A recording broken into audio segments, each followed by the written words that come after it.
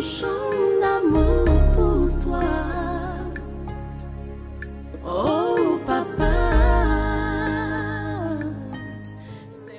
Et shalom, chers frères et sœurs en Christ, dans votre émission Les Voix du Cœur sur votre chaîne chrétienne, Les Temples de l'Éternel sur YouTube. Notre dernière exhortation qui portait sur les profondeurs de la semence d'un enfant de Dieu et la semence d'un fils de Dieu, nous l'espérons, vous a béni et vous a édifié. Notre exhortation de ce jour portera sur un tueur de destinée. Notre exhortation de ce jour portera sur un tueur de projet. Notre exhortation de ce jour portera sur une gangrène spirituelle, aussi bien spirituelle que physique. Notre exhortation de ce jour portera sur la colère. La colère ou comment faire confiance à Dieu, même en temps de crise. Nous exhorterons sur la colère en deux mots simples, mais nous exhorterons aussi sur la colère en deux mots profonds à la lumière de vérité biblique. En deux mots simples, nous pouvons rapidement lire dans Proverbe 20, verset 3. Et je lis au nom du Seigneur Jésus-Christ. C'est une gloire pour l'homme de s'abstenir des querelles, mais tout insensé se livre en l'emportement. Encore en deux mots simples, nous pouvons lire la belle parole et la belle promesse de notre Seigneur Jésus-Christ dans Jérémie 3, verset 12. Jérémie 3, verset 12, je lis au nom du Seigneur Jésus-Christ, le Dieu de l'univers. Va, crie ces paroles vers le septentrion et dis, reviens, infidèle Israël, dit l'Éternel. Reviens, enfant de Dieu, dit l'Éternel. Je ne jetterai pas sur vous un regard sévère, car je suis miséricordieux, dit l'Éternel. Je ne garde pas ma colère à toujours. Dans ces deux versets, de ces deux livres de Proverbes et Jérémie, nous voyons des mots simples pour nous écarter de la colère. Nous voyons de belles promesses si nous nous écartons de la colère pour un Dieu qui lui-même est lent à la colère. Maintenant, nous allons entrer dans la profondeur des vérités bibliques. Pour une première partie, vous montrer l'histoire de nos pères qui ont fait totalement confiance à Dieu, même en période de crise. Et entre guillemets, ils auraient pu se mettre en colère. Mais ils ont fait totalement confiance à Dieu en période de crise pour voir le plan parfait s'accomplir dans leur vie. Nous verrons dans la seconde partie ces destinées-là qui ont été brisées parce qu'elles se sont emportées face à la colère. La colère, c'est un tueur de destinée.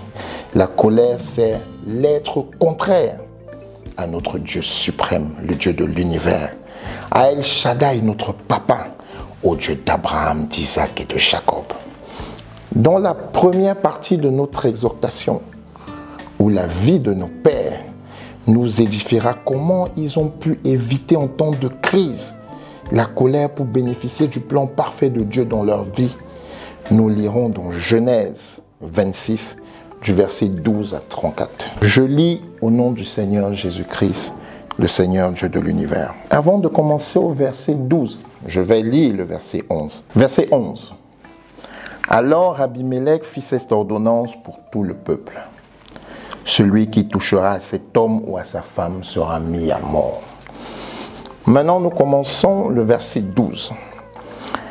Isaac sema dans ce pays et il recueillit cette année le centuple car l'Éternel le bénit.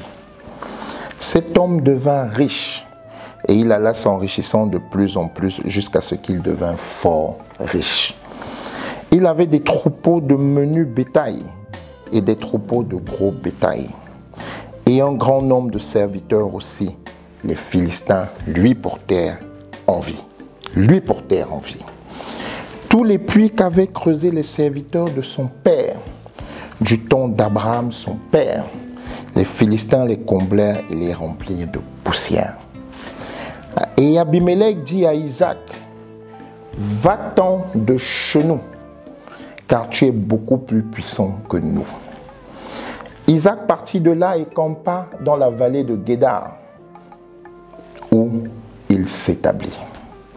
Isaac creusa de nouveau les puits d'eau qu'on avait creusés du temps d'Abraham son père et qu'avaient comblés les Philistins après la mort d'Abraham.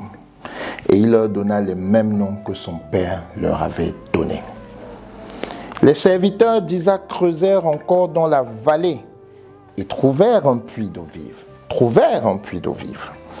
Les bergers de Guérar querellèrent les bergers d'Isaac en disant « L'eau est à nous ». Et il donna au puits le nom d'Essek, parce qu'il s'était disputé avec lui. Ses serviteurs creusèrent un autre puits, au sujet duquel on chercha aussi une querelle, et il l'appela Sitna. Il se transporta de là et creusa un autre puits, pour lequel on ne chercha pas querelle, et il l'appela Rehoboth. Car, dit-il, l'Éternel nous a maintenant mis au large, et nous prospérerons dans le pays.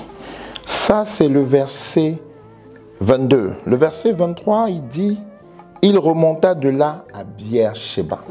Arrêtons-nous là avant d'aller au verset de 23 à 34. Nous voyons ici notre Père dans la foi et notre Père dans les vérités bibliques, Isaac, béni de l'Éternel, écoutant de l'Éternel, mais qui fait face à de sérieux problèmes.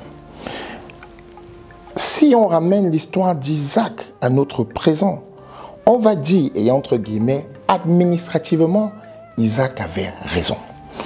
Isaac creusait des puits sur les terres de son père Abraham. Il en avait les pleins droits, il en avait les pleines capacités, il en avait la pleine force. Mais qu'est-ce qui se passait? Ses ennemis, à chaque fois, le combattaient. Ses ennemis, à chaque fois, revenaient combler ses puits. Que faisait notre Père dans la foi? Lui qui avait, entre guillemets, administrativement les pleins droits sur cette terre. Il ne se mettait pas en colère, il ne portait pas plainte, il ne se querellait pas, il repliait. Il a replié une première fois, il a replié une seconde fois, il a replié une troisième fois, il a replié une quatrième fois. On parle ici du Dieu d'Abraham, du Dieu d'Isaac, et on souligne Isaac. On parle ici du Père Isaac, qui chaque fois dans ses droits était attaqué, mais qui repliait. Ne dit-on pas qu'il aurait pu crier à Dieu? Ne dit-on pas qu'il aurait pu crier à son Père, qui sûrement serait intervenu? Mais est-ce que ça aurait été le plan parfait pour Isaac? Isaac s'est tenu dans les pieds de son papa. Isaac, le petit lionceau, savait qu'il y avait un plus grand lion derrière lui, le lion de la tribu de Juda. Isaac n'est pas entré dans des querelles. Isaac n'est pas entré dans de la colère. Il se repliait. Si on ramène cette histoire à notre présent, toi la femme combattue, toi la femme insultée, toi l'homme combattu, toi l'homme insulté, essayons bien de comprendre l'histoire de notre Père. On était dans un contexte désertique. On était dans un contexte où l'eau représentait vraiment des sources vives. On était dans un contexte non mécanisé avec notre technologie actuelle. Maintenant, pour creuser un puits, c'est quelques heures. Pour creuser un forage, c'est quelques heures. Mais dans un lieu désertique de nos pères, pour creuser un puits, ça demandait des efforts considérables.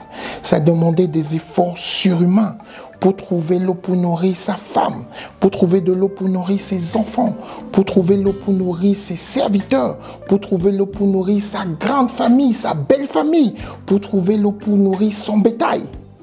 Et chaque fois que notre Père dans la foi trouvait de l'eau sur les terres de son Père où il en avait plein droit, on venait les combler, on le chassait. Qu'est-ce qu'il faisait dans ses droits? Il se repliait. Qu'est-ce qu'il faisait dans ses droits? Il se repliait. Une fois, deux fois, trois fois, quatre fois. Il se repliait sans colère. Il se repliait sans querelle. Il se repliait sans maudire notre Dieu parce qu'il avait confiance en lui. Il se repliait justement parce qu'il avait totalement foi en son Seigneur, en notre Seigneur. Le soleil qui a vu Isaac creuser ses puits, le soleil qui a vu ses serviteurs creuser ses puits, est le même soleil qui nous voit aujourd'hui. Et parce que c'est le même soleil, ça nous prouve que notre Dieu n'a pas changé. Je dirais à une femme, je dirais à un homme qui est affligé dans ses droits, je dirais à cette personne-là qui est insultée dans son pain quotidien, de se replier, de ne pas tomber sous le coup de la colère qui sait l'être contraire à notre Papa El Shaddai, de ne pas tomber sous le coup des querelles, même s'il sait qu'il a raison, même s'il sait qu'il est dans son droit. Je lui dirais de se replier. Je lui dirais de se replier une fois. Je lui dirais de se replier 2 fois. Je lui dirais de se replier 3 fois. Je lui dirais de se replier 4 fois. Parce que comme Isaac, faire confiance en notre Seigneur Jésus-Christ. J'aime bien une parole de mon épouse qui me le dit en aparté. On ne force pas Dieu avec nos sujets de prière. C'est Dieu qui met les sujets de prière en nous. Et on le verra dans la suite de l'histoire d'Isaac. Nous poursuivons notre lecture dans le verset 24. L'Éternel lui apparut dans la nuit et dit: je suis le Dieu d'Abraham, ton père. Ne crains point, car je suis avec toi. Je te bénirai et je multiplierai ta postérité à cause d'Abraham, mon serviteur. Nous voyons ici notre Père dans la foi. Le Très-Haut, Seigneur Jésus-Christ étant avec lui, à chaque fois qu'il a eu des problèmes, pas une fois dans ses droits, pas 2 fois dans ses droits, pas 3 fois dans ses droits, pas 4 fois dans ses droits, n'a pas maudit notre Dieu, n'a pas crié à lui de faire du mal à ses ennemis, mais au contraire s'est replié. Et Dieu ne lui est pas apparu dans ses problèmes. Non, on voit ici dans la vérité biblique que Dieu lui a apparu 4 fois, après qu'il ait creusé à fond, après qu'il ait trouvé des sources d'eau vive et qu'on soit venu les combler, que Dieu lui a apparu, que Dieu t'apparaisse à toi, après que tu aies donné de tes efforts surhumains, après que ton pain quotidien a été bafoué, après que ta famille, tes amis, des inconnus et comme des connus t'aient maudit. Ne sois pas découragé que Dieu ne t'apparaisse pas. Replie-toi une fois. Fais confiance à ton papa. Et je te dirais de faire confiance parce que sûrement, notre père Isaac, il se tenait similairement sur cette parole que nous pouvons retrouver dans Josué 1, verset 9. Et je lis au nom du Seigneur. Ne t'ai-je pas donné cet ordre? Fortifie-toi et prends courage. Ne t'effraie point et ne t'épouvante point. Car l'Éternel, ton Dieu, est avec toi dans tout ce que tu entreprendras. L'Éternel, ton Dieu, est avec toi qui me suis, et avec toi qui me regarde dans tout ce que tu entreprendras. Je te dirais donc de replier, même quand tu sais que tu as raison, même quand tu sais que tu es dans tes pleins droits, entre guillemets, même quand tu sais que administrativement, c'est ta force, c'est ton droit. N'entre pas dans de querelles, n'entre pas dans la colère. Continuons notre lecture. Verset 25, nous lisons. Il bâtit là un autel, invoqua le nom de l'Éternel et y dressa sa tente. Et les serviteurs d'Isaac y creusèrent un puits.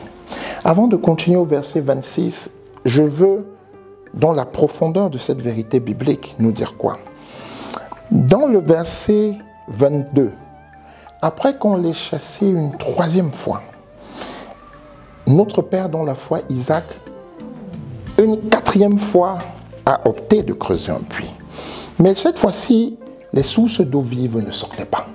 Dans le verset 24, notre Seigneur, le Dieu de l'univers, lui apparaît. Le réconforte qu'il a avec lui, qu'il va le bénir. Mais le matin, il se lève. Ses serviteurs creusent le puits et l'eau ne sort toujours pas. Contextualisons ces versets dans notre vie actuelle. Tu as fait des efforts une fois où tu as su que tu étais arrivé. Tu as fait des efforts 2 fois où tu as su que tu étais arrivé. Tu as fait des efforts 3 fois où des sources d'eau vive sont sorties. Et pendant ces 3 fois, on t'a combattu. Pendant ces 3 fois, on a mis ton tempérament à rude épreuve pour que tu tombes dans la colère, pour que tu t'écartes du plan parfait de Dieu pour toi, pour que tu ne voies pas ta destinée s'accomplir, pour que tu ne fasses pas totalement confiance et totalement foi en notre Seigneur. Je te dirai les 3 fois, même si les sources de vie sont sorties, je te dirai de replier, d'abandonner ces combats, mais surtout de rester dans un tempérament calme, dans un tempérament sans colère, mais de rester surtout dans la louange de notre Seigneur Jésus. Et quand bien même notre Seigneur t'apparaîtra et te parlera, le lendemain, quand bien même les sources d'eau vive ne sortiront pas de ce puits, regarde pourquoi le Seigneur Dieu fait ça. Je recommence au verset 25 pour qu'on y voit la profondeur. Il bâtit là un autel, invoqua le nom de l'Éternel et y dressa sa tente. Et les serviteurs d'Isaac y creusèrent un puits. Verset 26. Abimelech vint de Guérar auprès de lui avec Ahuzak son ami et Picol, chef des armées. Arrêtons-nous là. Abimelech, qui lui avait promis protection, mais qui après l'avait combattu, l'avait chassé sur les terres de son père. Abimelech, qui avait comblé tous les trous de ses puits après que des sources d'eau vive soient jaillies. Abimelech est revenu à lui.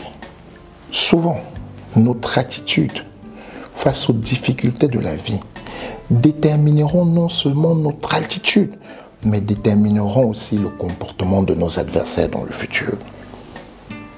Notre attitude permettra à nos adversaires de comprendre que notre Dieu est puissant. Et là, lisons le psaume 110, verset 1. Psaume 110, verset 1.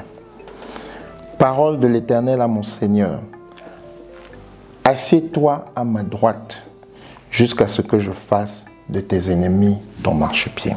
Nous parlons ici de notre Père dans la foi Isaac, le fils de la promesse. Le fils de la promesse faite à son père Abraham, qui devait hériter d'une multitude de nations. Ce n'est donc pas parce qu'il est la promesse qu'il n'a pas été attaqué. Mais parce qu'il a été attaqué, il n'a pas réagi même dans ses droits. Il a fait confiance, lui, petit lionceau, au lion de la tribu de Juda qui était derrière lui. Il n'est pas entré dans une colère vaine.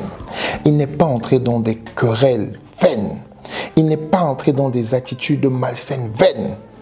Il est resté calme, sachant qu'il entendait de Dieu et que le Dieu qu'il entendait allait se manifester. Et quand bien même le Dieu qu'il entendait lui a parlé, il a entendu, il a encore bâti un autel à ce Dieu-là pour lui rendre grâce. Il a encore loué ce Dieu-là. Il lui a bâti un autel. Et le lendemain, même quand il creusait le puits et que l'eau ne jaillissait pas, comme dans le psaume 110, il était sûr qu'il a assis à la droite de Dieu. La main droite de Dieu, c'est sa main surpuissante. Qu'est-ce que notre Dieu lui a fait? Il lui a servi ses ennemis sur un marchepied. Pour rappel, Isaac a été le sacrifice de son père. Son père l'ayant entendu plusieurs années dans ses vieux jours, qui a fait confiance à Dieu de lui donner un fils. Isaac, le même Dieu, lui a dit, redonne-moi ce qu'il y a de plus précieux pour toi. Abraham n'a pas hésité, parce que lui aussi connaissait ce Dieu de l'univers, de vouloir redonner à ce Dieu-là ce qu'il y a de plus précieux. Et Dieu a changé ce qu'il y avait de plus précieux pour Abraham en agneau. Donc, Isaac avait vécu cette histoire de son père. Isaac était conscient quand son père allait le donner en sacrifice, Isaac a vu l'agneau être changé avec lui. Donc Isaac avait confiance en son Dieu. C'est pourquoi je demande à toi, cette femme, c'est pourquoi je demande à toi, cet homme, qui pense être bafoué dans ses droits, qui pense être humilié dans la recherche de son pain quotidien, pour le bien-être de sa famille, pour le bien-être de sa communauté, de te replier même en cas de problème, de te replier même quand tu crois que tu as raison, et d'offrir une louange à notre Seigneur, d'offrir des actions de grâce à notre Seigneur, et savoir qu'il interviendra au temps convenable. Isaac était calme, non pas seulement parce qu'il faisait confiance à son Dieu, notre Dieu, mais parce qu'il avait comme mentor son père. Il avait vu le Dieu de son père intervenir dans les situations les plus extrêmes. Et même s'il entendait de Dieu, il savait que vivant les situations les plus extrêmes, il n'avait pas à changer son attitude de leader calme, son attitude d'héritier. Il avait juste à faire confiance à Dieu. Il avait juste à tourner le dos chaque fois qu'on le méprisait, même s'il était dans ses droits, et savoir que son Dieu interviendra. Ton Dieu interviendra pour toi. Mon Dieu interviendra pour toi. Le Dieu de l'univers, le Dieu d'Abraham, le Dieu d'Isaac, le Dieu de Jacob interviendra pour toi, interviendra pour toi, interviendra pour nous. Faisons-lui confiance. Il nous servira nos ennemis sur un marchepied au temps convenable. Lisons la suite. Verset 26, je relis. Abimelech vint de Guérar auprès de lui avec Ahuzac, son ami et Picol, chef des armées. Isaac leur dit, « Pourquoi venez-vous vers moi puisque vous me haïssez et que vous m'avez renvoyé de chevaux ?»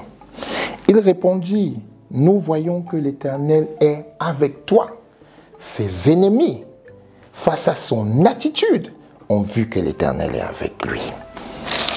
C'est pourquoi nous disons qu'il y ait un serment entre nous et toi, et que nous fassions alliance avec toi. Jure que tu ne nous feras aucun mal, de même que nous ne t'avons point maltraité, que nous t'avons fait seulement du bien et que nous t'avons laissé partir en paix. Tu es maintenant béni de l'Éternel. Isaac leur fit un festin. Isaac leur fit un festin. Et ils mangèrent et burent.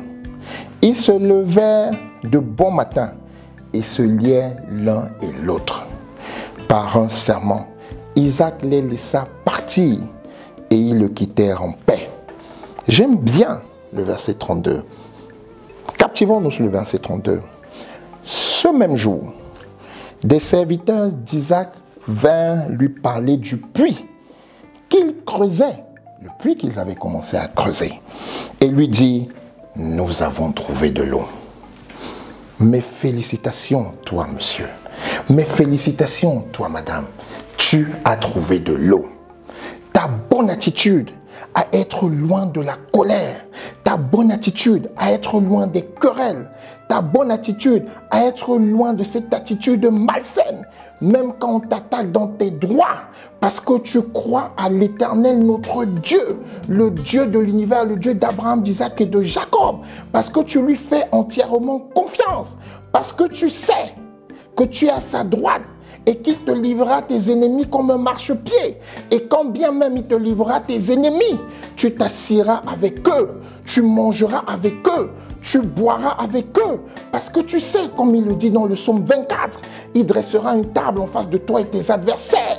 Il oindra d'huile ta tête et ta coupe débordera. Donc tu ne craindras même pas tes ennemis, parce que tu agiras ainsi. Ton puits sortira des sources d'eau vive. Ton puits sort des sources d'eau vive. Mets-toi dans l'attitude qui déterminera ton altitude. Mets-toi dans la bonne attitude qui déterminera ton altitude. Des sources d'eau vive sortiront de toi. Mes félicitations, monsieur. Mes félicitations, madame. Des sources d'eau vive sortiront de toi. Mais tout dépend Non des temps et des circonstances d'abord. Tout dépend d'abord de ton attitude. Mais tout dépend, non pas seulement des temps et des circonstances. Tout dépend de ton attitude. Mets-toi en pleine confiance devant notre Seigneur Jésus-Christ. Mets-toi à sa droite comme il te le recommande. Et il te livrera tes ennemis comme marchepied. Fais-lui confiance même quand tu sais que tu as raison. Replie comme Isaac. Fais-lui confiance même quand tu sais encore que tu as raison et qu'il revienne. Replie comme faisait Isaac. Il te parlera. Et quand bien même tu l'entendras et que tu ne verras pas les sources d'eau vive sortir, bâtis-lui un autel, élève-lui une louange à l'Éternel, élève-lui cette bonne louange-là qui ne tient pas compte de tes problèmes, qui ne tient pas compte de ta situation difficile, mais qui tient compte qu'il est Dieu, El Shaddai, que c'est lui qui a créé la terre, c'est lui qui a créé les cieux, c'est lui qui a créé l'univers, et que le cœur des hommes est comme un courant d'eau entre ses mains. Genèse 25, versets 21 à 25. Je lis au nom du Seigneur Jésus-Christ. Isaac implora l'Éternel pour sa femme, car elle était stérile. Et l'Éternel l'exauça. Rebecca, sa femme, devint enceinte. Les enfants se heurtaient dans son sein. Et elle dit, s'il en est ainsi, pourquoi suis-je enceinte? Elle alla consulter l'Éternel. Regardons bien vers la suite ce que notre Dieu lui dit. Et l'Éternel lui dit, 2 nations sont dans ton ventre, 2 nations, et 2 peuples se sépareront au sortir de tes entrailles. Un de ces peuples sera plus fort que l'autre, et le plus grand sera assujetti au plus petit. Ne réduisons donc pas, et je te ramène dans la deuxième vérité biblique, pour te dire que l'attitude d'un fils de Dieu, loin de la colère, loin des querelles, loin des pensées malsaines, le conduit vers une grande attitude. Ne réduisons donc pas l'histoire d'Ésaü, grand frère de Jacob. Ils étaient jumeaux, mais Ésaü est sorti avant, au fait que Jacob ait volé sa bénédiction, au fait qu'il ait vendu son droit de naissance, parce que Ésaü n'en avait peut-être pas connaissance. Sa mère Rebecca ne lui avait peut-être pas dit. Dieu avait déjà dit qu'il serait assujetti à son petit frère. Mais le même Dieu qui bénit toute créature, qui bénit tout fils de Dieu, a dit à sa mère, 2 nations sortiront de ton ventre. Ne regardons pas l'attitude d'Ésaü après qu'il s'est fâché contre son frère et qui a décidé de réagir à la colère comme la mauvaise attitude, parce qu'il s'est calmé. Pourquoi je dis qu'il s'est calmé? Allons dans les Écritures antiques. Ésaü aurait pu aller chez Laban. Jacob a allé chez Laban qui était le frère de sa mère. Ésaü, c'était son frère. Il connaissait aussi la route pour aller chez Laban. S'il allait chez Laban, je vous dis une vérité, Laban était assujetti à la coutume d'avant, qui voudrait que ce soit les aînés qui héritent d'abord. C'est pour cela que Isaac, même, voulait qu'Ésaü hérite, non pas parce qu'il l'aimait, puisque Jacob, c'était une coutume. Et la coutume, là, se voit dans Laban. Qu'est-ce que Laban fait à Jacob? Jacob veut Rachel, qui est la petite sœur de Léa. Mais Laban lui dit, prends d'abord Léa, parce que c'était la coutume que les aînés réussissent. C'était le droit de naissance.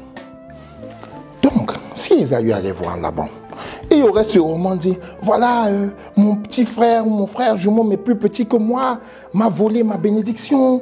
Laban lui aurait dit, hé Jacob, viens. Hé Jacob, mon neveu, viens. Mon neveu, viens. Vraiment, ce que tu as fait là n'est pas bien. Ce n'est pas dans notre coutume.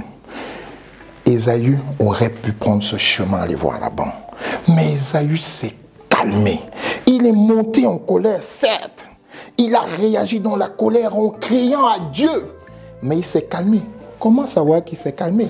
C'est dans la même Bible. Je te dis d'aller chercher ça. Ésaü avait pris 2 femmes qui ne plaisaient ni à son père ni à sa mère, pour montrer qu'il s'est calmé quand son petit frère est parti. Il a vu, la Bible le dit, que ces deux femmes ne plaisaient pas à son père et sa mère parce qu'elles ne servaient pas le Dieu. Il allait prendre une troisième femme qui servait le Dieu. C'est juste pour te montrer qu'il était déjà dans un tempérament calme. Et où l'a emmené son tempérament calme? Je te donne cet exercice biblique, mais je vais te dire la fin de là où je veux que tu arrives. Quand son frère Jacob a eu des problèmes avec Laban, il a décidé de revenir chez leur père Isaac. Qu'est-ce qui s'est passé?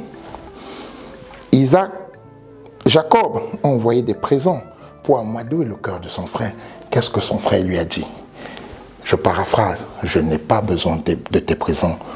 Mon Dieu m'a béni. Voilà le deuxième exemple.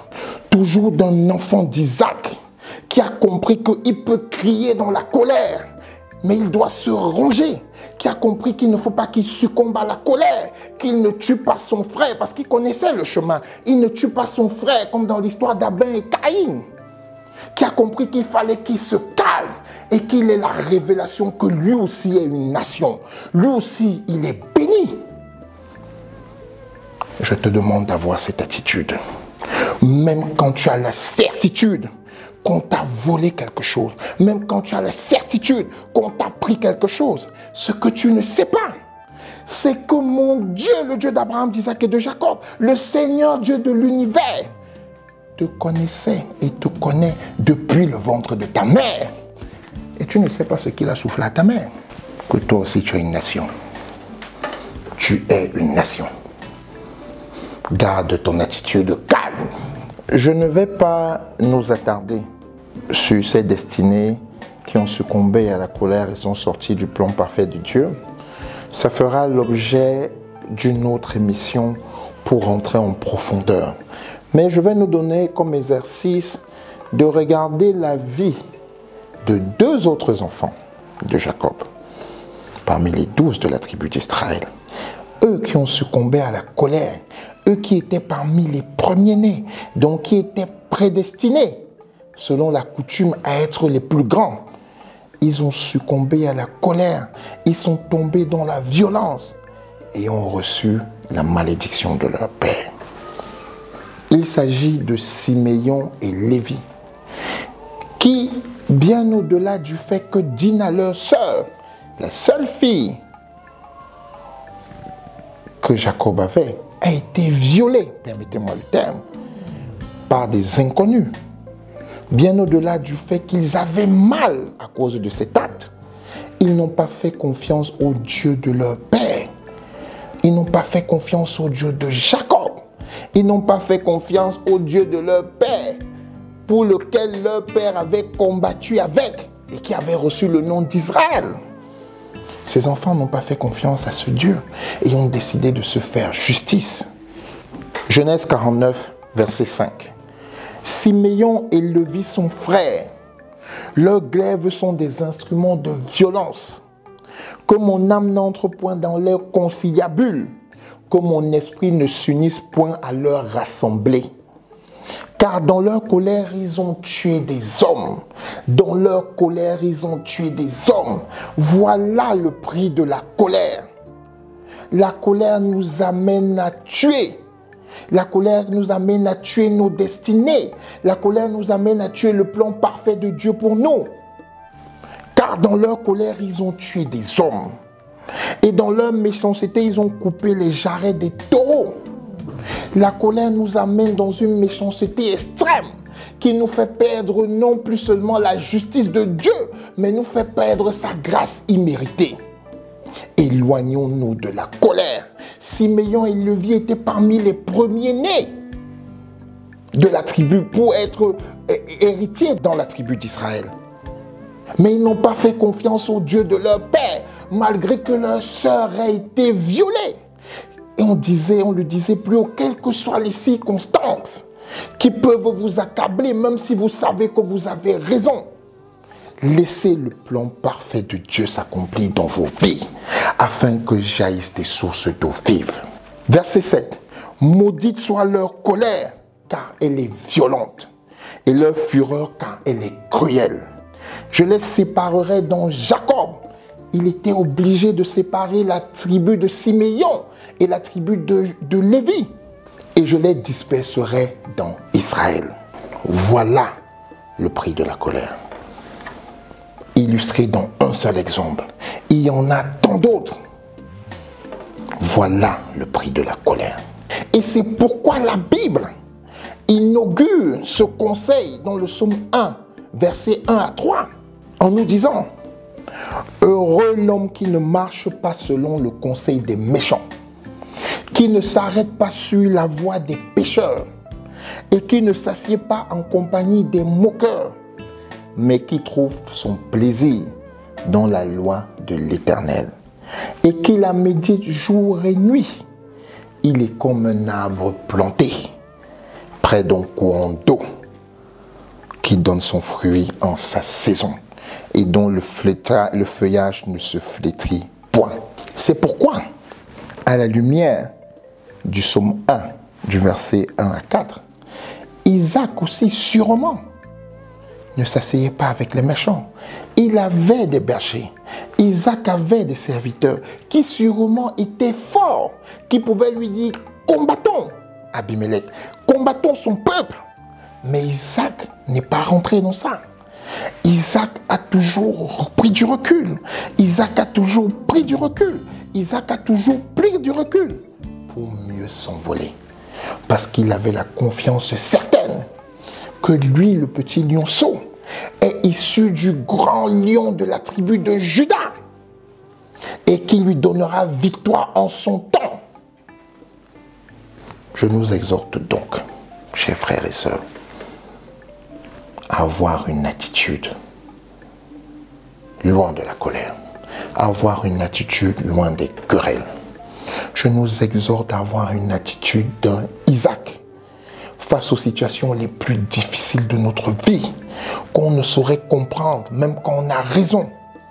Je nous exhorterai à garder notre calme et à nous tenir chaque fois que nous prions sur le Dieu d'Abraham, d'Isaac et de Jacob, que nous savons si bien dire, à le penser en profondeur quand on l'appelle, à nous focaliser sur Isaac quand on crie au Dieu d'Abraham, d'Isaac et de Jacob, à nous focaliser sur sa vie, et notre Dieu interviendra. C'était votre émission sur la colère, tueur de destinée, ou comment faire totalement confiance à notre Seigneur Jésus-Christ, même pendant les temps les plus critiques. Votre émission sur votre chaîne des Tombes de l'Éternel sur YouTube. Soyez bénis et au revoir à la prochaine exhortation. Mon chant d'amour pour toi. Oh papa, c'est de